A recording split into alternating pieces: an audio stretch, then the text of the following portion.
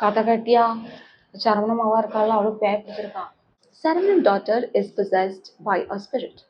கதை கேட்ட உடனே நாங்க என்ன பண்ணோம், சரி நம்ம கோயிலுக்கு கூட்டிட்டு போவோம் அப்படின்னு சொல்லிட்டு கோயிலுக்கு போனா சத்தியத்துக்கு அங்க வந்து சொல்லிட்டாவ பேய் பிடிச்சிருக்குன்னு.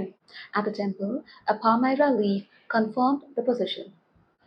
என்ன கையும் உடல காலும் உடல அங்க கேட்டா இன்னொருத்தக்கிட்ட போச்சுனாவ பார்த்தா அந்த ஆள் பார்க்கவே பயங்கரமா இருக்கான், சுருட்டு குடிச்சிட்டு நிக்கான். ஆனா என்ன பண்ண, நம்ம பிள்ளையை காப்பாத்தணுமே, போனம் பத்துக்கிடுங்க.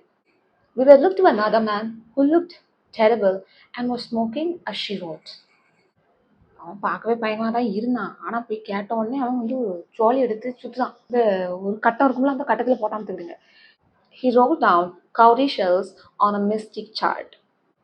அப்படியே அந்த பிள்ளைக்கு அந்த பேய் ஓட்டும் போது இப்படியே அந்த சோழியை வச்சு வச்சு ஏதோ மந்திரம் சொல்லிக்கிட்டே இருந்தான் பத்துக்கிடுங்க. He was muttering an incantation.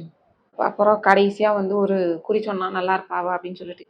He delivered a divination at the end.